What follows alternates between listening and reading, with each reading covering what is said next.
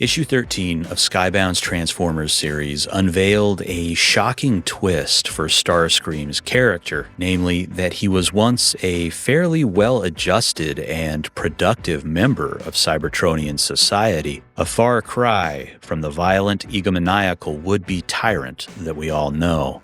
In my video for issue 13, I put forth my opinion that even if there wasn't a continuation of that flashback story, we had all the pieces we needed to see how the innocent, good-natured Olktar could become the evil, treacherous Starscream. There's enough context in the book to assume that Starscream had been radicalized by the death of his friend Genvo and the destruction of his life's work as a scientist. From there, it's no small leap to see how Starscream's vicious nature might be a product of the brutally violent and hegemonic ethos of the Decepticons, combined with the soul-crushing conditions of an unending war of attrition. But that's not all there is to it. While issue 14 mostly focuses on the present-day events unfolding on Earth, there are short flashbacks to the war on Cybertron that allow us to see the conditions that make Starscream's downfall possible. But more importantly, these scenes redefine the iconic dynamic between Megatron the Ruler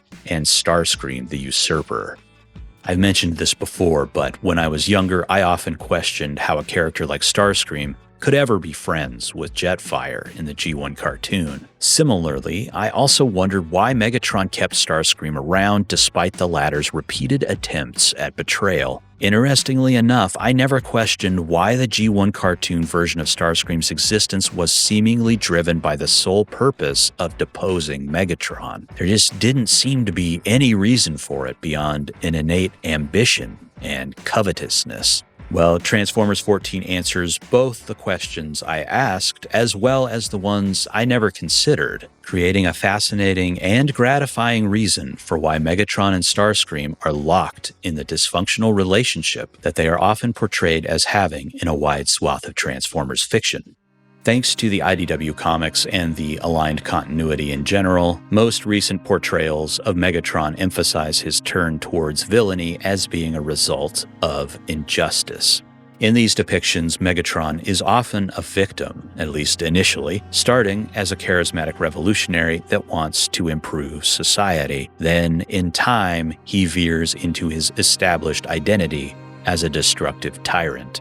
While I enjoy those depictions and find that there can be a lot to unpack there, a side effect of this approach means avoiding an underlying truth about tyrants, authoritarians, and fascists, which is, despite their charisma, bluster, and strongman image, there is an inherently pathetic quality to these types of leaders that are motivated primarily by power, ego, and control. In the case of Megatron in the Skybound series, this pathetic quality is a clever nod to one of the unspoken truths of the G1 series, which is that Megatron's alt mode renders him passive and completely dependent on others. Now, I don't mean to imply that being passive or dependent on others is inherently pathetic. The pathetic part comes into play when you consider that these flaws and weaknesses are at odds with who Megatron projects himself to be. And rather than accept who he is with humility, he seeks to deny these essential truths about himself and subjugate others to his will,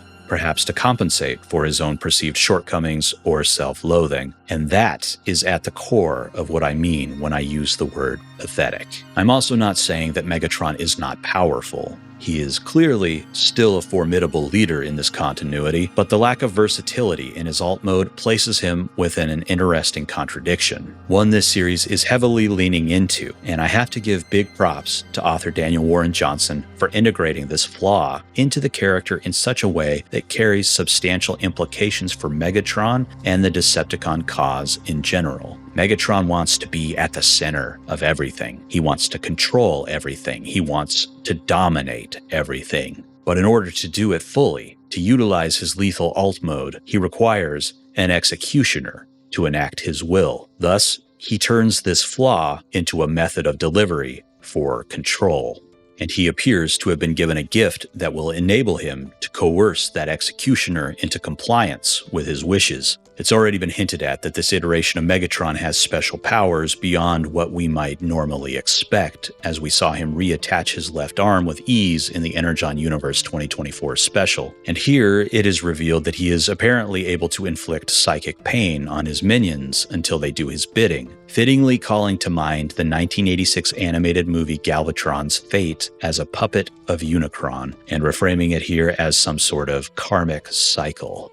This also changes everything about Megatron and Starscream's dynamic. With this new information, Starscream is not just a petty, wannabe dictator because he desires the power and prestige of leadership. While Genbo's death at the hands of the Autobots may have motivated Starscream to join the Decepticons, he has every reason to hate Megatron and to want to see the tyrant deposed. The war may have taken his friend and livelihood, but ultimately it was Megatron who took the only thing Starscream had left, his free will. Coerced and tortured until he submitted to Megatron, Starscream reluctantly became the executioner, eventually learning to relish the pain and death inflicted on others, no doubt as a response to his bondage and his own pain. Starscream's inability to fight back against the person forcing him to suffer explains why the Seeker takes such sadistic pleasure out of killing the weak and the helpless, even when he is no longer in Megatron's thrall, because it gives him the opportunity to assert the control, power, and self-determination that was denied him for so long. Even now, when he's finally off the leash, he's still just as deadly. The cruelty is automatic, unexamined, and unflinching. Starscream has fully become the monster that Megatron conditioned him to be.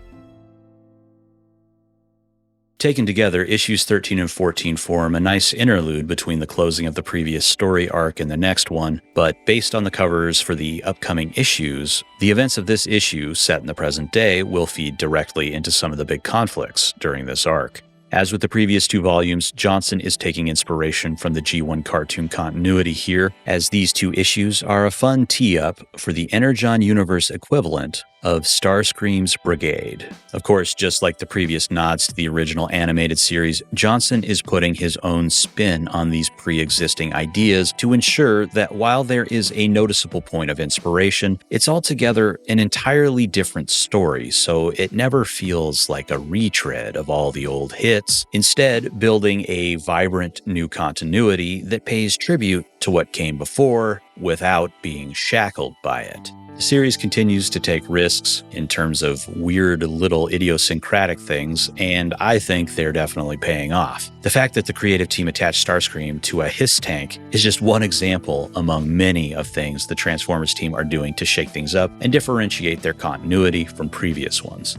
As far as the art of issue 14 goes, again, Jason Howard has really won me over, and Transformers 14 solidifies his fill-in issues as a wonderful contribution to the excellent artwork we've already seen in this series.